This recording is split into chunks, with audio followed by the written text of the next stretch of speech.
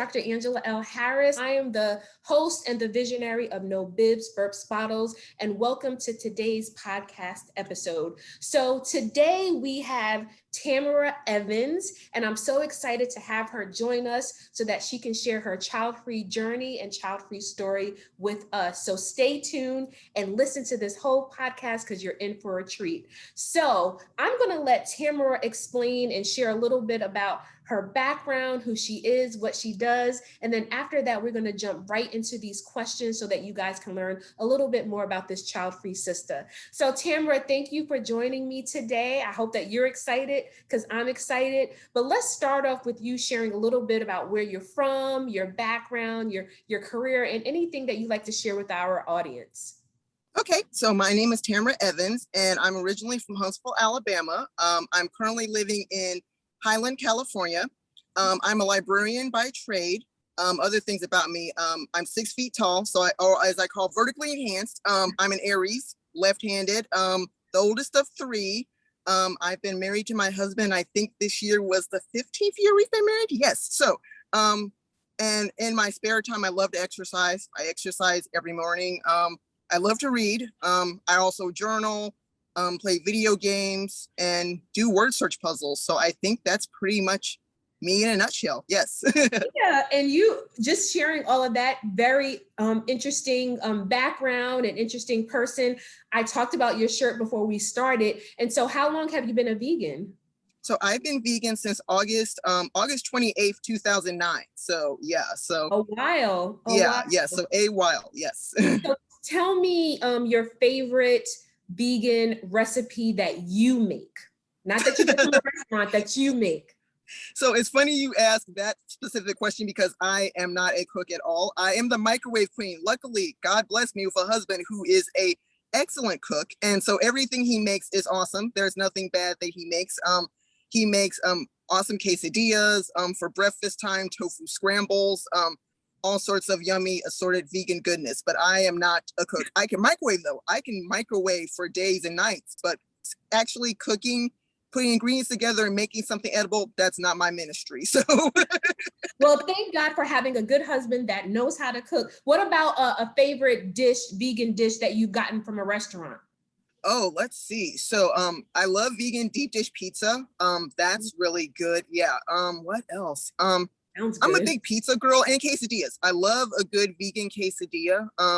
The vegan food has come a long way. And anything that I want, being was from the South originally, anything that I want to eat, it's available now. Even, there was like cracklins. Someone made a vegan version of cracklins, which just boggles my mind, but yet it exists. So there you go. Wow. I'm in Charlotte, and I see on Instagram, her name is escaping me right now, but she does vegan soul food. And like she had it was fried fish and macaroni and everything looked, so good. I'm like, how is that looking like fried fish? It was just amazing. So yes, vegan and eating plant-based, it's just come a long way. Yes. So thank you for sharing that. You're welcome. How would you describe your life currently as a child-free African-American Black woman? So my day starts at 5:15 every morning. So 5:15 every morning, I start my day by getting up, I exercise. After that, I meditate. So I recently downloaded the Calm app, which is really good. I'm a person who's very much go, go, go. So that app has helped me kind of take time every day to just slow down and just get centered. After that, take a shower, everything else, wake hubby up. Then we go to work, then come home from work, have dinner and just decompress. So whether it's decompressing by journal writing or, listening to a podcast or reading a book, that's pretty much my day. So I jokingly say I'm like an old lady because I'm usually in bed by 8 or 9 at night. And my husband is the complete opposite of me. I'm in bed by 8 or 9 and my husband's up at 1 or midnight watching his anime or his manga. So I can relate to your husband because when you said 5:15, I saw the look on your face. The look on your face is like, what? I am not. I've tried to set my clock. I've tried. Even reading up on this, how do people just become morning people? It's just not in my DNA. I love to sleep. I love to take naps. I think it's just something passed down from my mom. So I'm always kudos to those who seize the day 5 o'clock in the morning. So the And the early morning, like you were mentioning from your DNA. So my mom is an early riser too. So I think that kind of like residual. So my mom, as long as I can remember, she was an early riser. My grandma up, before the chickens, before the sun came up, my grandma was up. And so I kind of think the DNA was, it's early in the morning. There's too much time in the day. Just get up. And so I jokingly say, like, even when I'm off work, I'm up at 5:15 every morning. It's like, doesn't matter if it's weekday, weekend, it's like, get up, exercise, get your day started. So, the whole joke of I do more by 8 a.m. than most people do all day. Yes. And your body is probably just used to it now. Yes. But kind of thinking about, just your overall day, but just overall being a child-free woman, would you say that you're just not having kids and you and your husband deciding not to have kids? Is it a boring life? It is a interesting life? Are there any reservations? Well, no. So in reference to me and my husband, I'm the oldest of three. So I have a younger brother and younger sister. And my husband is the youngest of two. So he has an older sister. And so my sister-in-law, she does have a son. He's 22, while my brother and sister, none of us have children. I think society drums into women's heads early on that there's a certain way that womanhood's supposed to look like, which is why I love your catchphrase. Because, early on it's, okay, you need to follow the script. You need to, date a man, you need to get married, you need to have 2.5 kids and a white picket fence and a pet and the pets and, all that stuff. And so when I got with my husband, who was my boyfriend at the time, I was still kind of buying into that societal script. And then as time progressed, I realized, is that really something I want to do? Because I admit I'm a selfish person. I'm selfish with my time. I'm selfish with my husband's time, where I'm kind of like, I like that there's just the two of us. And there's certain situations that I feel we wouldn't be able to take advantage of if we were a family. So as I mentioned before, I recently changed jobs. And so being there was the two of us, we didn't have to think about, oh, we're having to take the kids out of school, even people who have pets. I mean, there's a lot of things to consider. If you have pets, it's okay, we have to board the pets and everything else like that. Versus me and my husband, it was a conversation. We weighed the pros and cons, and we made that decision together that it was in my best interest to move on somewhere else professionally. And so I think being it was just the two of us, that was something that made it a lot easier versus the moving parts that comes when you have children. And you make such a great statement, Tamara, because a lot of times some women just are not sure what they want, right? So they have these societal pressures or maybe these subtle remarks from a family member. And before you know it, you're actually choosing a lifestyle that somebody else has created for you, opposed to what you want for yourself. But, exactly. I'm going to go into this question now that there's kind of an opportunity to do so. So you and your husband, have no children. Is that something that was important to you? Is that something that was talked about during the courting phase, or something that both of you knew you wanted? So it was just kind of easy to say, neither one of us want kids. So tell me a little bit about that courting process and that discussion about being a child-free couple. So I will admit, and I'm sure my husband will chuckle when he sees this podcast, I lied to him. I told him initially, yes, I want the perfect, you mean married and 2.5 kids. I don't even know what 0.5 kids mean. The picket fence and the pets, and I just want kumbaya and a family. And I think when we got engaged, because we had a long engagement, I think we were engaged 8 years, maybe, a longer engagement. And eventually I was kind of like, I don't really want that. I want to live a life that I feel is authentically me. And as a child, I jokingly say, I didn't like children when I was a child. For me, children are little adults, and I really felt that most kids were really whiny and needy and they weren't independent. And so for me, it was kind of like the idea of, do you really want to sign yourself up for that? Because even though parents are like, I'm a parent for 18 years, I'm like, no, there's people that are 70 and are still parents of their 50-year-old children.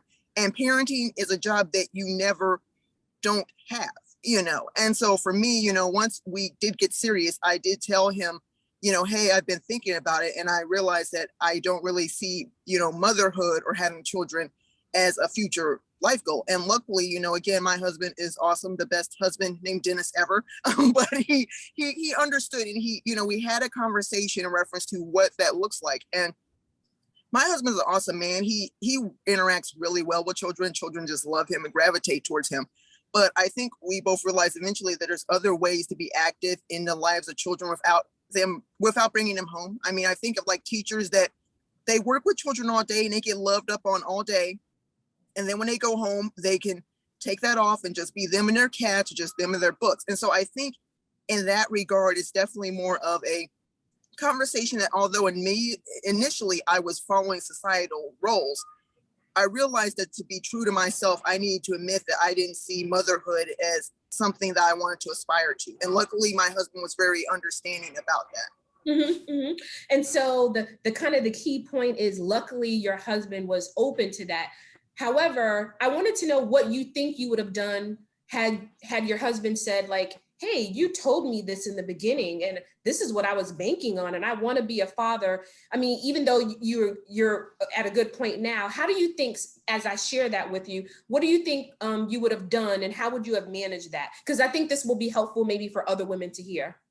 Well, I mean, my husband's background was he actually kind of helped parent his nephew. So as a young baby, you know, my husband was very involved in his nephew's life, in reference to raising him from like a little baby to like maybe 5 years. And so he realized too that he wasn't fond of that age bracket. And so he kind of made a joke of, you know, yeah, I'd like to adopt a kid. And, you know, like on the soap operas where you just send him upstairs and he's gone until he's 18, he comes back and then you say, son, all of this is yours, you know, stuff like that. And so, you know, I kind of think that it went the other way, had he said, you know, this wasn't what I signed up for, that, you know, kind of, you lied to me. I think the way in which I was raised, the way my mother raised me, one, she raised me to be an independent woman, that, you know, if you find a life partner, then that's fine. But if not, then you should be able to stand on your own 2 feet and be whoever you want to be. And so I think if my husband had said, you know, you lied to me, this relationship can't progress, I would be like, you know, I respect your perspective. You know, you're right, I did lie to you. And, you know, I think we would have parted on friendly terms, because my whole thing is I'm not going to try to force you to embrace the choice that I made, especially when that wasn't the initial perception. So I think, mm-hmm. you know, it would have been a sad situation, but at the same time, I would have completely understood, because relationships should be built on honesty. And, you know, also relationships are fluid. So, you know, you may be in a relationship with someone initially and your feeling could change about different things. Like, you know, some women may initially say, I don't want children at all, but then you meet the right person and suddenly you're saying, oh, I can see actually having children. So I really think it's something that changes based on the individual person. Yes, yes. And Tamara, I appreciate your honesty and your transparency, because I do believe that there are women who struggle with that. You know, like, I really don't want kids, but, you know, I want a family, I want this partner, and they want kids. So I appreciate you kind of talking about your marriage and how you went about that in regards to where you and your husband are today. So something I want to return back to, and it was funny because I was kind of like laughing inside when you said, you know, even when I was a little kid, you know, little people just was not my jam, the whining and the crying. And a lot of times that could be hard for child-free women to admit. But what were your earliest recollections of not wanting children? Like, when can you pinpoint that? Well, I mean, I think being the oldest of 3, I always felt like I had to take care of my younger brother and sister.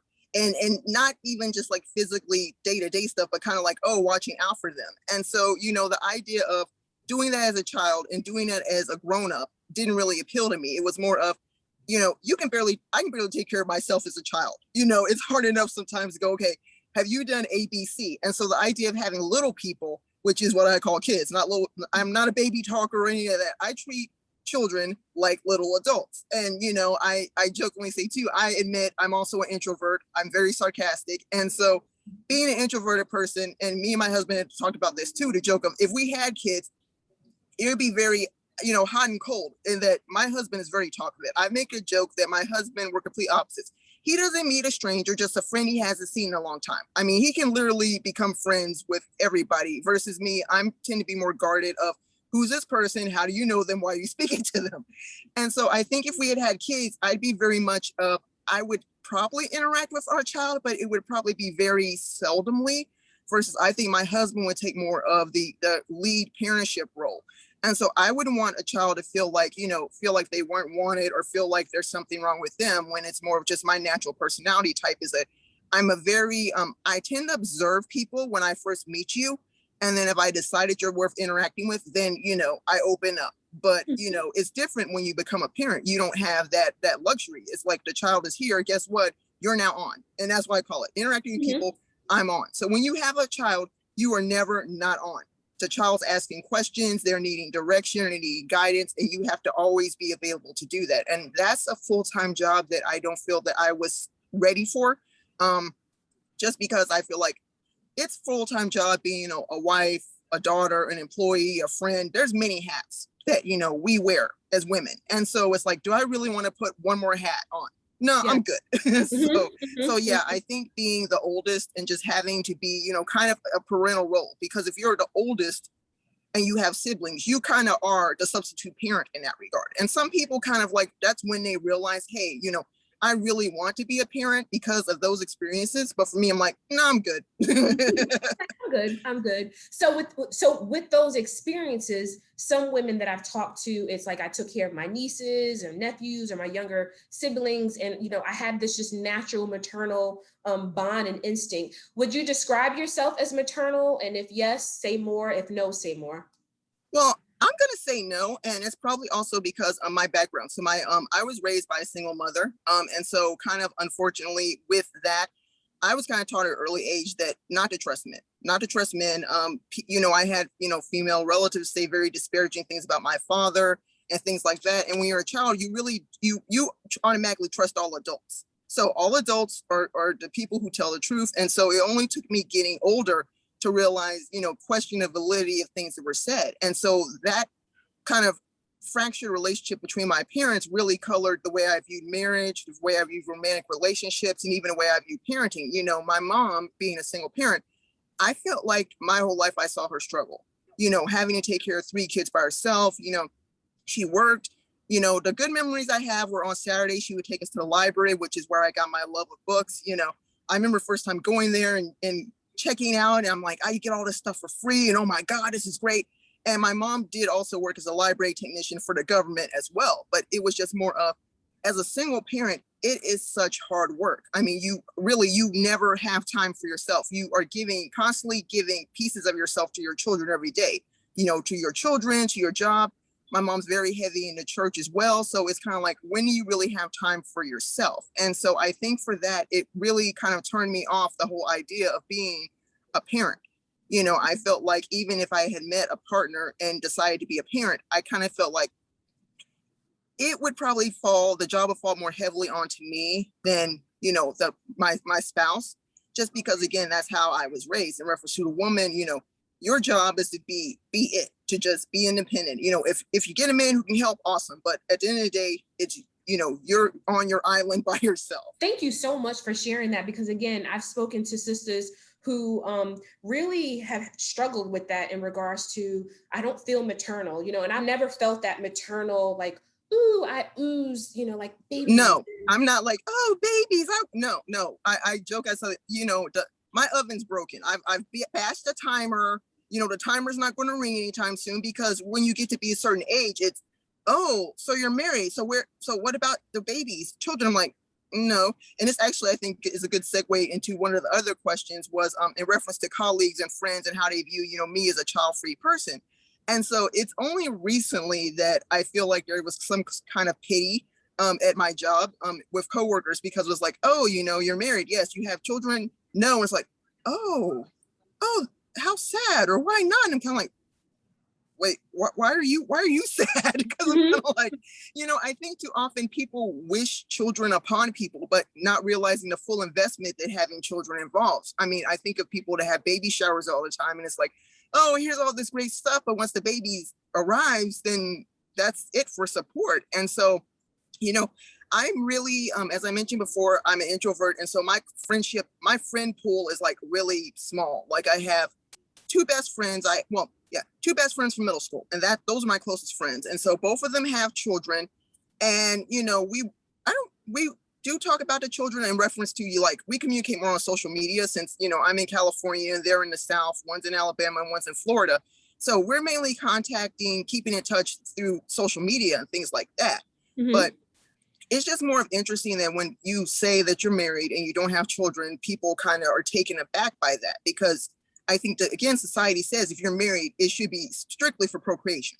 You can't be married to someone without there being an end goal, and the end goal should be you should be making more people. You can't just enjoy someone's company and say, you know, I got baggage, you got baggage, our baggage sets match, let's just marry, So, Yeah.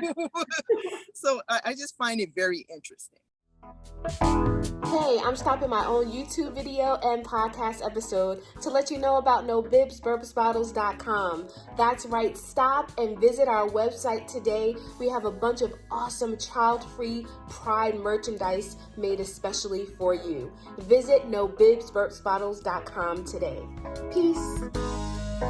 So Tamara, how have you handled those experiences, especially at work, when it's the, oh, wow, or when someone is a little bit more bold and like, you and your husband don't have kids, like, what, do you have any real life examples, or just as I present that to you, how are you likely to respond?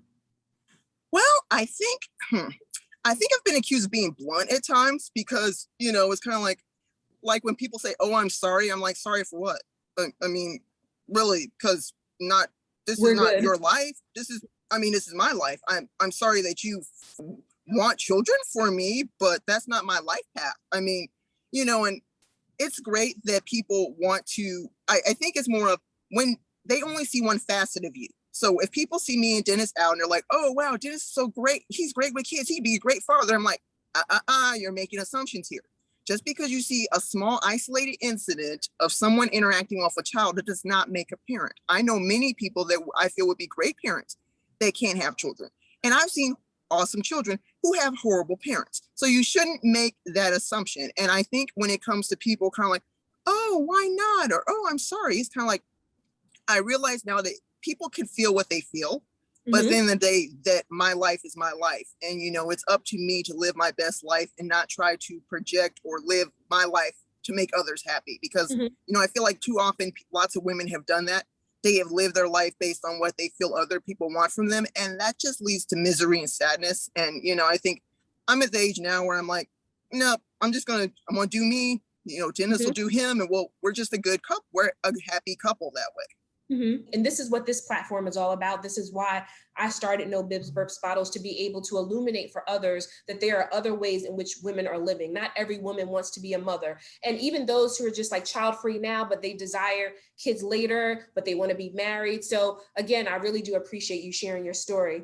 Going back to your two girlfriends that had kids, before they had kids, were there conversations or was there an awareness of, hey, we're child free? Did you share with your girlfriends that that you never wanted kids? How has that been in your friend group, the two girlfriends you mentioned?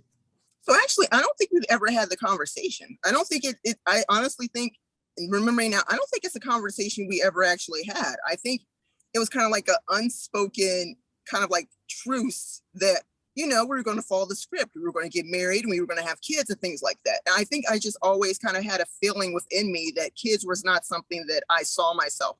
Like in all my future, because I journal. I've been journaling since I was like in elementary school. And all my journal entries, I never saw any journal entries that were like, oh, I can't wait to have kids. I can't wait to be a mom, things like that. It was more of, here's the goals I have. Like, I want to go to college. I want to, I want to do this. I want to run events. I want to run races. I want to eat all the vegan things, things like that. But, within my friendship group, I think it was just kind of a silent truce that we're going, we're dating age. We're going to get married. We're going to have kids. Okay. So prior to meeting your husband, was dating someone that didn't have kids important? Have you ever dated anyone who has children? Do you prefer 18 and up?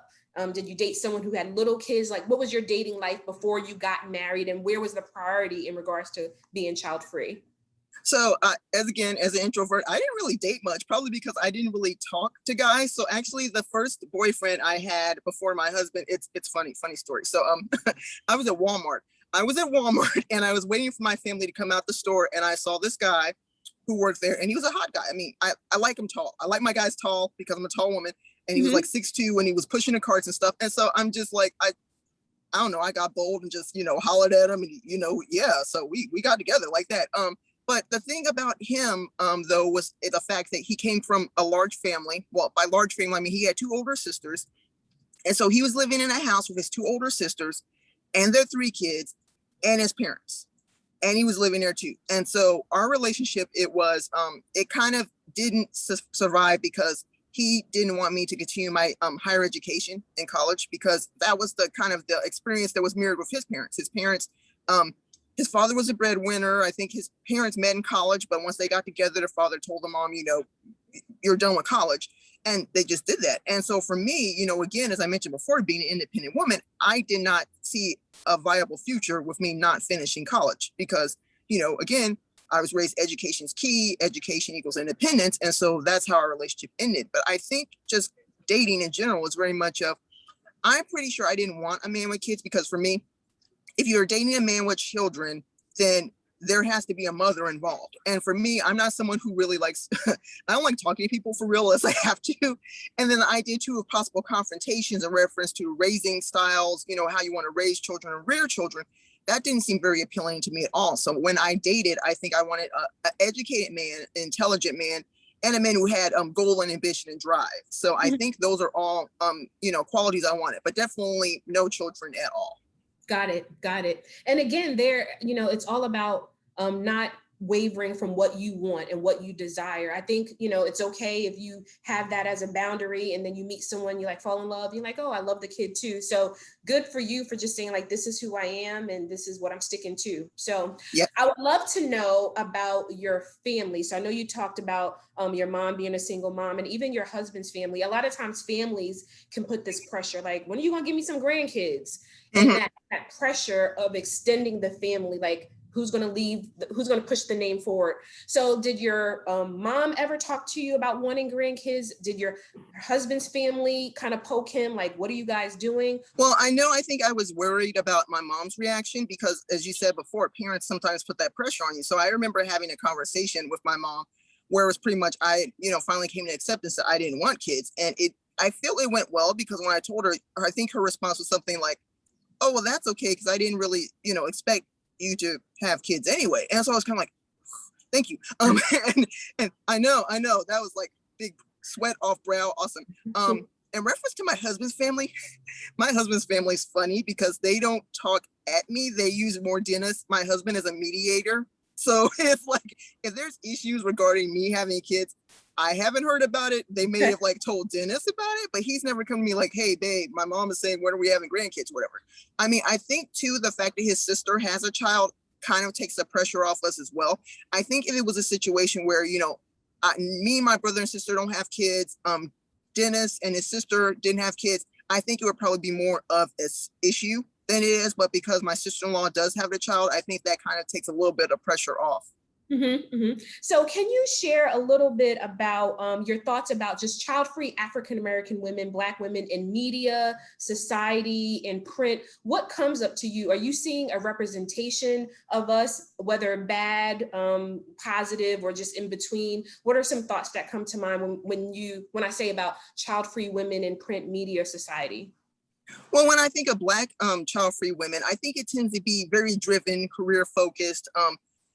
I don't need a man, I got all this. And I don't really see child-free Black couples represented well. I think when a narrative is presented, it's usually, oh, biologically, they can't have, they're childless. They're childless and not so much child-free.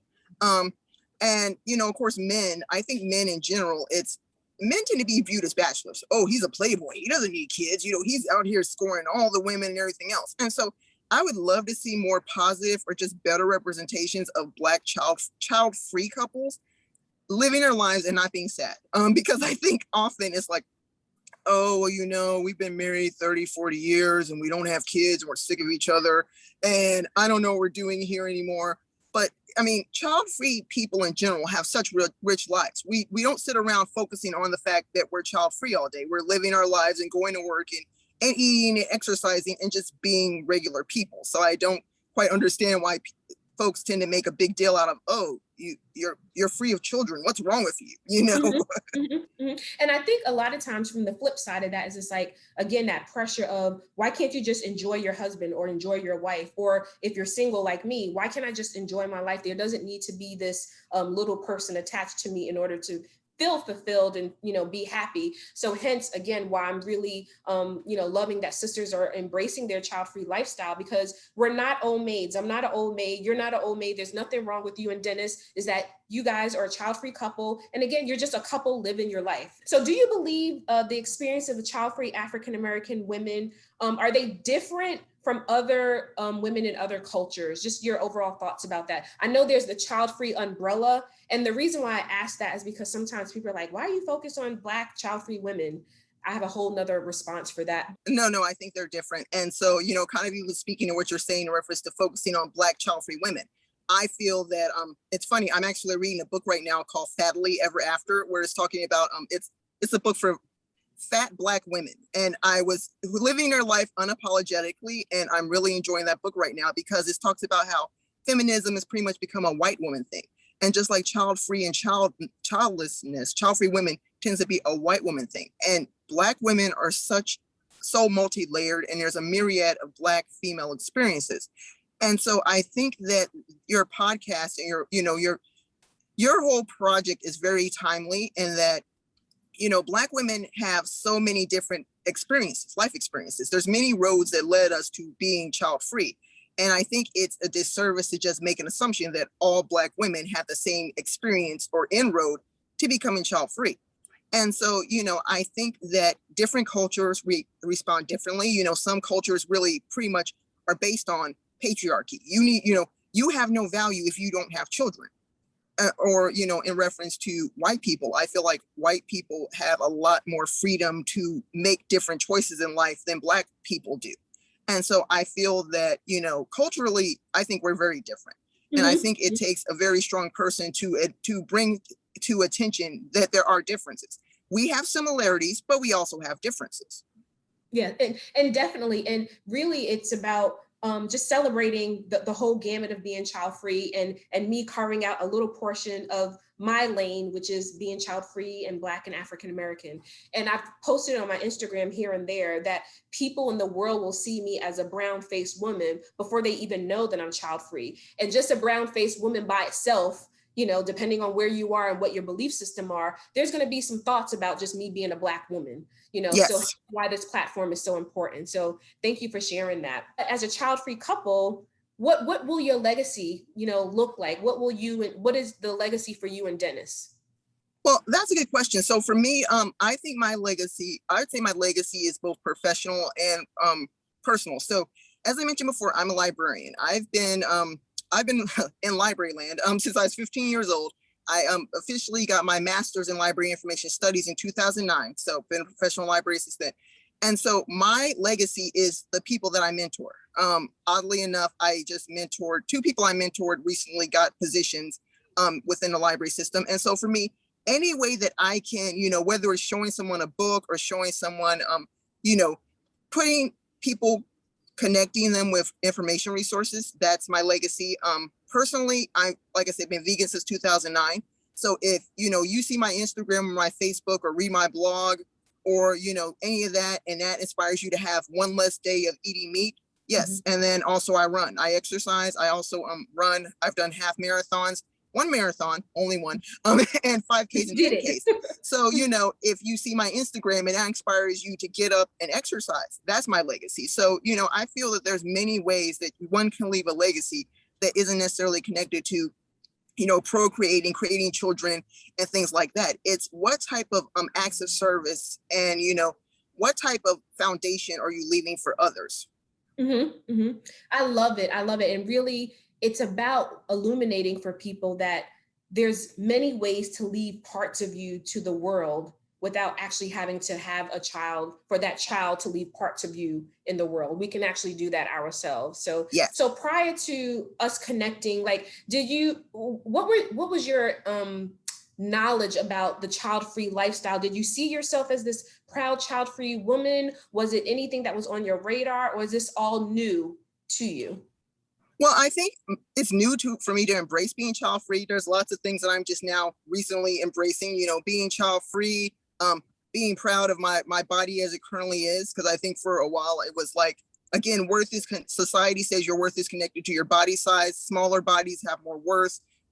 if you're having children, children are worth, and if you don't have either of those things, what's your value really? And so for me, it's more of, no, I am a valuable person. I'm a person of worth.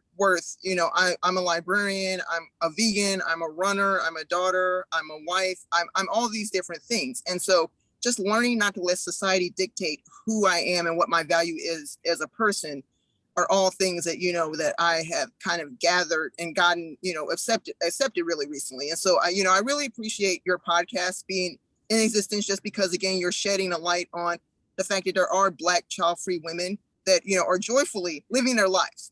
Again, we're not spinsters, we're not old maids, we're not counting down the days until we can just, get in a coffin or nothing. No, we're living, we're loving, we're traveling, we're having exciting and fulfilling lives without children. What will you tell a young sister who's just like 24, 25, and they have confirmed for themselves that they do not want children, yet they are feeling that societal pressure, that family pressure, that pressure from a partner? What will you tell a young sister? I think I would tell her to be true to herself. If she realizes that motherhood is not for her, then she should stand in her truth. And although it may hurt for a while, feeling the non-acceptance, at the end of the day, she will be living her full truth and her best life, and it's not for everyone to understand. Sometimes the life that you lead, you're walking that road by yourself, and it's just about knowing that there's a whole community here that's waiting, that feels the way you feel and are here to accept you and uplift you. So if you have no support system, once you stand in your truth, just know that there are people all over the world that feel like you do, that are embracing being child free. So you're not alone. Not alone, not alone. We have a community, No Bibs, Burps, Bottles. We have other child-free communities. So hopefully, as we are continuing to talk about being child-free and embracing that young women, older women, they know that they are not alone. So Tamara, you and your relationship and where you are today, any regrets, anything that you would do differently? I probably would have told Dennis earlier how I felt in reference to having the kids. Again, I would have just trusted him more, or trusted the strength of our relationship more. I don't think I would have not waited until we got engaged to have disclosed to him how I felt truly about children. I think that it's important to start your relationship off right. So, once you realize something that's as monumental in most relationships as, the idea of having children, once you come to acceptance, it's important to just kind of, verbalize it. And if the relationship survives, then good. But if it doesn't, then, it maybe wasn't meant to be. Mm-hmm, mm-hmm.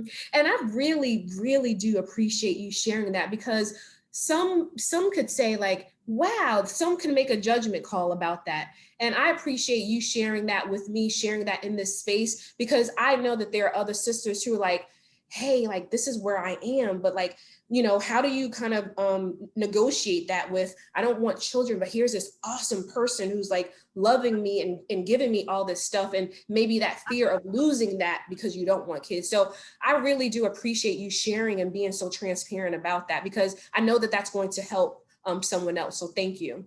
You're welcome. So before I let you go, I would love for you to share with the audience of where they can find you, any exciting things on the horizon for you. This is your time to shine as a child-free sister. So please let us know where we can follow you, and just any other things that you would like us to know. Okay, so let's see. If you want to follow me, I'm probably most active on Instagram. So you can find me at Glasses Girl 79, because I wear glasses. I'm a girl and I was born in 79. Let's see what else. I also have a blog. It's called Vegan from the Ville, because I'm from Huntsville. So that is veganfromtheville.blogspot.com. Where else? I'm on Facebook as Tamara D. Johnson Evans, because I'm so old school with Facebook. I had it since you had to have a college email address to have Facebook. Let's see. And I think that's pretty much it. Mainly Instagram, I will give the disclaimer, I post various things. So you might see library life, you might see vegan life, you'll definitely see a workout every morning, because workout exercise is my drug of choice. I think that's pretty much it for me in social media. But yeah, I'm so appreciative that we were able to get together and talk, and hopefully, inspire more child-free women to accept and embrace, and just know that there's a community here that's supporting and here for them. Yes, yes, yes. And again, I will have all Tamara's information in our show notes. And so as we wrap up, Tamara, thank you so much again for supporting No Bibs, Burps, Bottles. Thank you so much for being a guest on our podcast and sharing your child-free story with us. And I continue everyone that's listening to our podcast to please continue listening, where we will highlight, celebrate other child-free African-American sisters sharing their story. And one last thing before I let everyone go, please remember that womanhood is not synonymous with motherhood. Thank you so much for listening. Peace.